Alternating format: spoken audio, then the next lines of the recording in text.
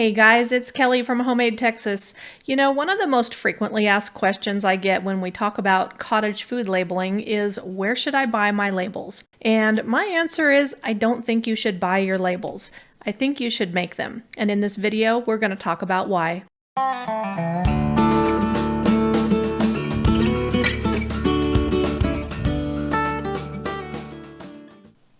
So the first reason that I think you ought to be making your own cottage food labels is because of cost. So it's always going to be cheaper, of course, to do it yourself rather than pay someone else to do it. The second reason, which is just as important, is flexibility. DSHS has rulemaking authority for the cottage food rules, and they do revise those rules periodically. And you want to have the flexibility to change your labels rather than having been locked into a bulk order. You know, after the last bill passed, the statement of non-inspection was edited, and several people had bulk orders of labels, tens of thousands of labels printed with the old statement of non-inspection on them that they were then not able to use. So today I'm going to be showing you my setup for how I label my foods when I'm selling cottage foods. I use a thermal printer called a Munbyn, Munbyn. Let's just go with Munbyn. And it is a thermal printer, which means that it prints using heat onto special labels. It does not use toner, and we all know, of course, toner is the worst. It's so expensive, and printers are constantly running out of it, so it is almost like a miracle to be able to print with no toner ever. So I'm going to show you how I use my Munbyn thermal printer. So the software program that I use to design my labels is a free program called paint.net. You can download that for free online at getpaint.net. It's not spyware, it's not a scam, it really is free, although you can make a donation to support the developers if you'd like to. It functions a lot like Adobe Photoshop, and I've used it for a long time and I just love it. Highly recommend it, and you can't beat free. So the size of label that I've landed on as my preferred size for my cottage food labels is a 3-inch round label, and you can get these in a variety of different colors, but I like pink everything. So this is the 3-inch round label that we'll be printing on today. And I want to show you my software file here for how I designed this. So I want to first go into the image settings and show you how this is set up. So here's my canvas size, and you can see that it's a square, 3000 by 3000 pixels. So of course I can't make a circle canvas on this. And that the print size says 10 inches by 10 inches. So you don't have to worry about that. We're actually going to select our print size when we get to the point of printing the file. So because my canvas is a square, I do kind of have to guess at where the circle would be within the square. Although, because this is a product that has layers, you can always add a layer and make a circle outline on it to keep yourself within those guidelines.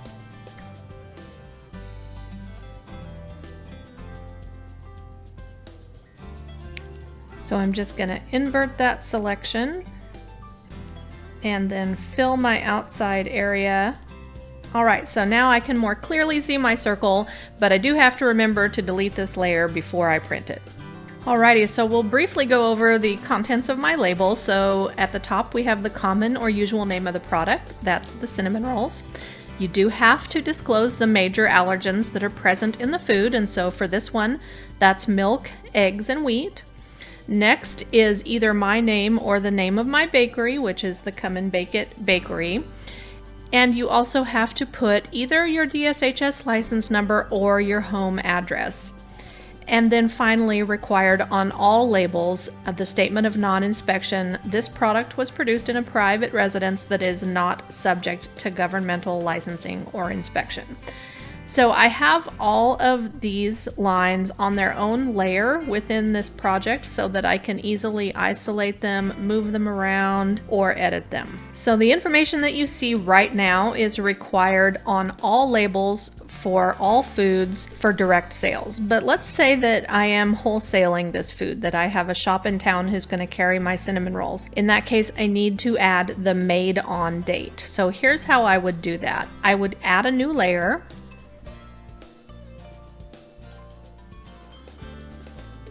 Okay, so there you can see it is my layer 7, and I will select the text tool, and then I will just type on here the made on date. And because that's in its own layer, what I can do if I don't like its positioning is I can just select my move tool here and just drag this a little bit if I want it to be more centered under that top line. Alrighty, so now that I have the label looking like I want it to look, I'm ready to print it. The first thing I want to do is go ahead and delete this layer down here because I don't want to print any black lines on my label. Alright, we're back to just the square canvas, and so I will do File, Print. Okay, now that my print dialog is up, you can see that I have this printer installed already on Windows. It's the Munbyn, and the paper size that I have selected is 3 by 3, and it has some pre-populated label sizes in here, and if you click more, there's going to be a ton more. So you can print on a variety of different label sizes. Remember, my canvas size was 10 inches by 10 inches, but that doesn't matter now because I've selected a paper size of 3 inches by 3 inches. 8 dots per millimeter is the only option I can choose there. The only other thing that I like to do here is uncheck the fit picture to frame because I find that can sometimes distort the printing. And so let's say I'm only printing one right now, so let's print off one.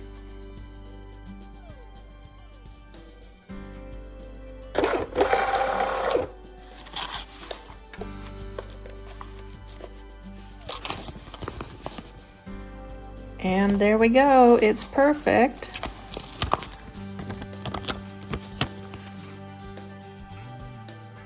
So I do also have some rectangle labels that are smaller. These are the 1 1/4 by 2 1/4 labels. Let me see, I'll tear one off so you can see how small they are. So these can work. Remember, there's no requirement that all of your information be on one label. So when I've used these before, I've put some of my information on one label and some on the other label, such as my example here on the screen where I have the common or usual name of the product and the allergens. And so in that case, the other information that never changes could go on the other label. And it's really easy to change out your roll of labels, and I'll show you how.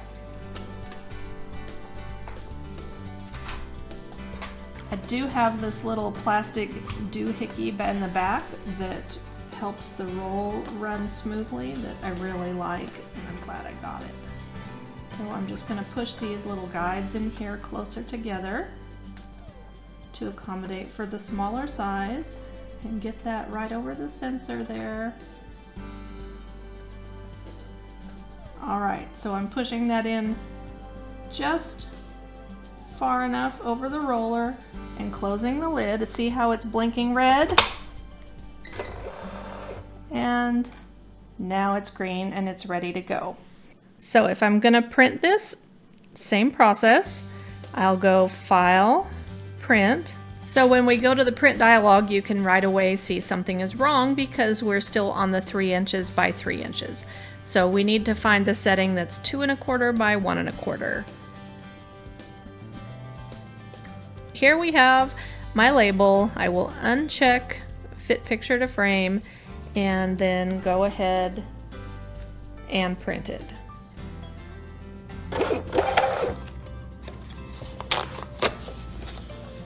One potential drawback of the thermal printing is that it can fade over time. I mostly do baked goods, so it's not so much of an issue with me, but it's something you do want to be aware of. I do love the printer. It's easy to make labels and it's easy to set up. It has 2 cables, one for power and one for a USB to plug into the computer, and I never have to buy toner. While producing this video, I did discover that they now make even better stands to hold the label rolls that have a little shelf so you don't need as much real estate on your desk for the setup. And now I know what I'm asking Santa for Christmas. I'll drop some of those links in the description as well. Thanks for watching. Be sure to click the like button and hit subscribe to be notified when we post new content.